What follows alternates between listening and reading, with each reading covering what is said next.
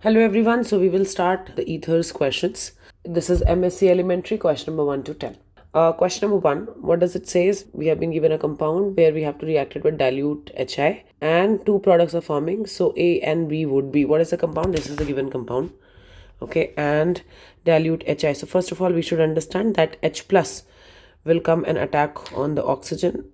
So HI, dilute HI basically will be H plus and I minus. Okay, and this H plus will go and protonate the oxygen. When it will protonate the oxygen, it will be protonated alcohol. And now I minus, it can perform SN1 and SN2 both depending upon situation or depending upon case to case. So it may be an SN1 reaction, it may be an SN2 reaction. This carbon will get affected in either case. Okay, because this is a benzylic carbon and the reactivity is faster in case of SN1 and SN2 both.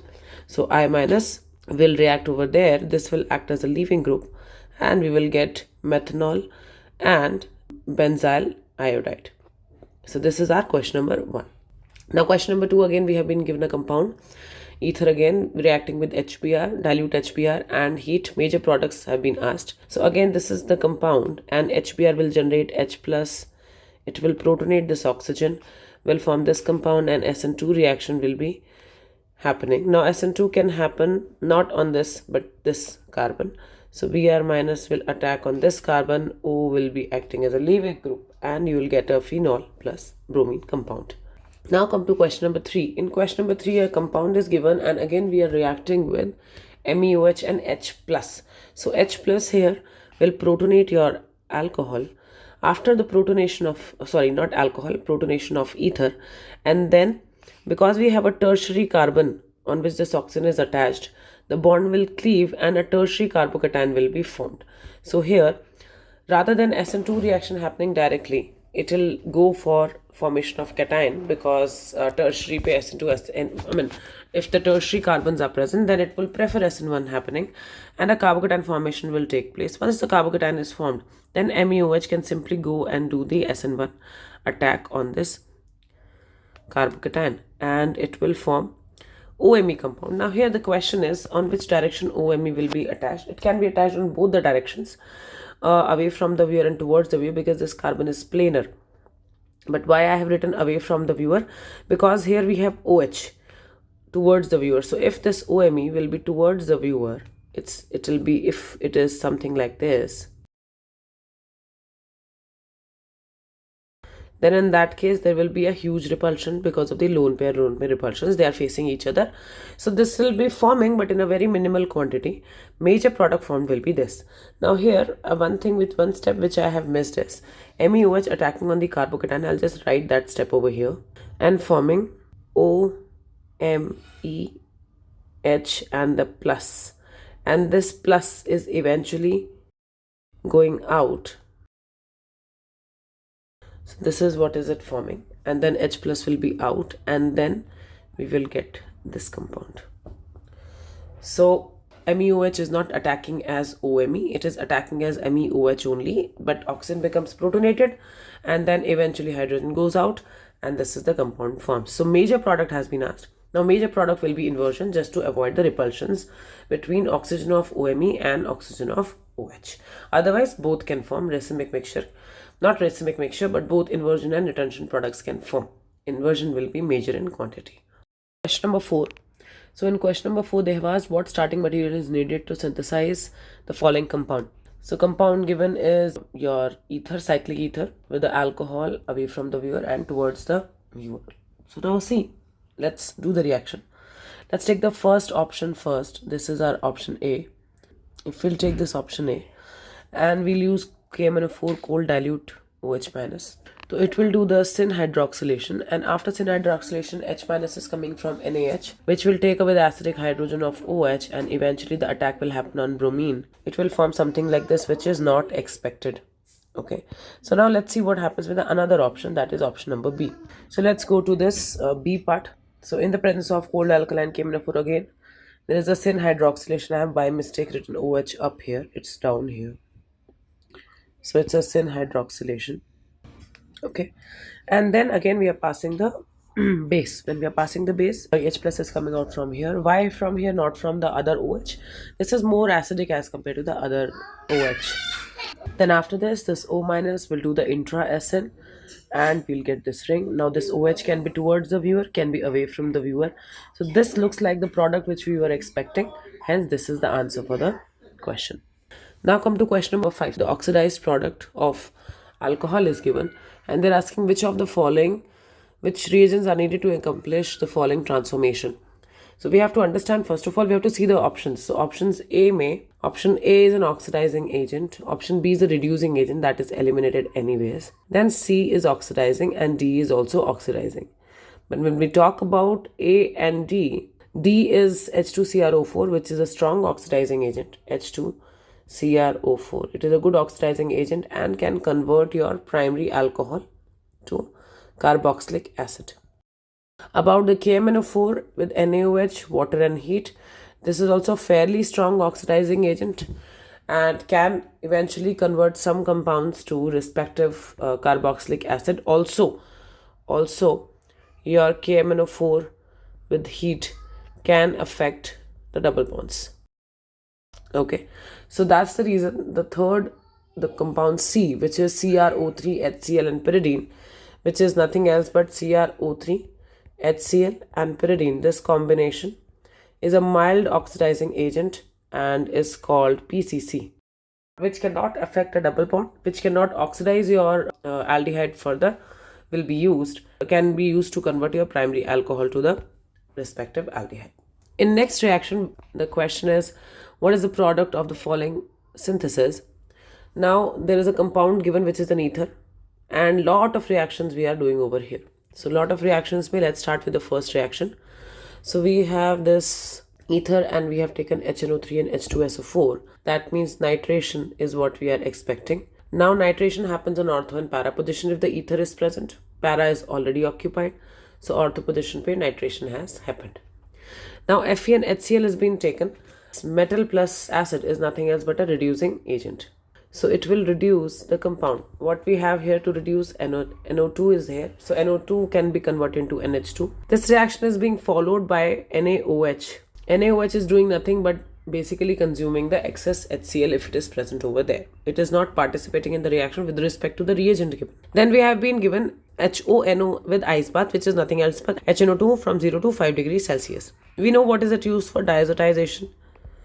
So diazotization is done over here and it is forming N2Cl. Once this is done, then you have CuCl and this is simple your Sandmeyer reaction where CuCl will react with this diazonium and the chlorine will be here. So here this is your option number C. This is your option number C. Now question number 7, what is the major product of the following reaction? The reaction is happening with CH3S- and this is my cyclic ether. CH3S- can do SN2 reaction. Now there is a tertiary position here and this carbon is a tertiary carbon, this carbon is a 1 degree carbon. Obviously the reaction will happen on the 1 degree carbon and the chain will open. When the chain will open, we will have O- and SH3. Now this reaction has an alcohol present.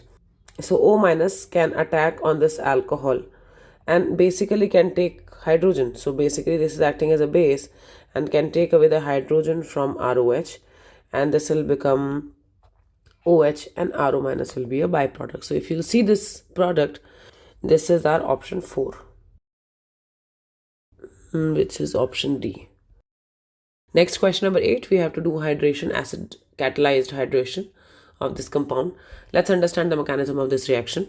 Now we have H3O plus. H3O plus by H plus is gonna get attracted towards the lone pair of oxygen naturally and it will attack and protonate the oxygen. But even if the protonation has happened, it cannot go through SN1 right now just because, or it cannot do any reaction so far. It cannot break the bond with either of the sides because we have the vinylic carbons present over there. Now we have H2O. H2O can eventually react with the double bond and can do the addition reaction. So addition reaction, H has delta plus, O has delta minus. Electrophilic addition reaction will take place and one of the pi bonds where the electron density is more. So if you see, this is the electron donating group present over here on the double bond. So obviously electron density on this double bond is more than this. H2O will get attached. HOH will be formed. Now after this, my OH plus can actually break the bond because my carbocation will get a plus M stability over here. Okay. And we will get a enol over here. We have CH3CH plus OH. Now, after this step, we can understand this step in two ways. One is the addition of water is happening on this cation again, and it is forming this kind of species.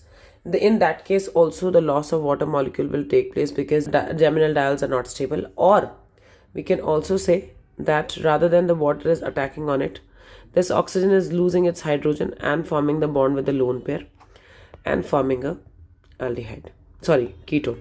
So here this enol would tautomerize to form an aldehyde, and this will form the respective ketone. Either way we can go. We can do it in this way, or we can go through this way. Both will give us the same answer.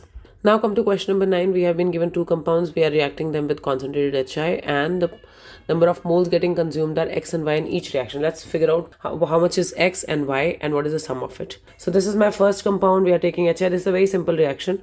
Hydrogen will attack on it. It will form a cation over here, protonated alcohol, and then I minus will attack like SN2, which is possible on primary carbon. It will attack here and will form CH3I and phenol. So O will be acting as the leaving group. How many moles of HI being used? Only one. Why? Because if I use one more HI, it still cannot convert this phenol to respective iodobenzene. So that reaction is not possible. Hence X is only 1. Come to the next part of it, which is exactly same. The only difference is instead of benzene, we have taken a cyclohexane. But again, the reaction is going to happen on the CH3 only. SN2, primary carbons prefer SN2 more. So attack will happen over here. And it will form cyclohexanol and CH3I. But here, I can take one more mole of HI and can convert my alcohol to respective iodide. So SN1 reaction will take place over here. And it will form iodocyclohexane and or cyclohexane iodide, whatever you want to call it, and CH3I. So how many moles have been consumed here? 2 moles of HI. So X plus Y is 1 plus 2, which is equal to 3.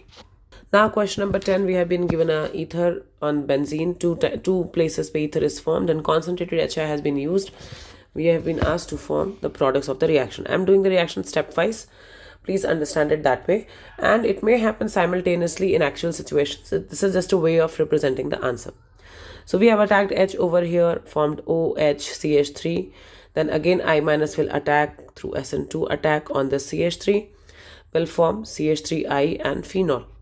This is what will be formed. Again when HI will react, it will protonate this oxygen and will form OH2 plus, OH plus and CH3. I minus will attack on the CH3 through an SN2 attack, and this bond will cleave and the electron density will go to the oxygen. It will form CH3I and oxygen OH on 2 positions of benzene. Okay, so this is one CH3I is formed here, and one CH3I is formed in the previous case here. So basically I can write this answer as OH, OH and 2 CH3I. So here the option number is option C. This is our option C.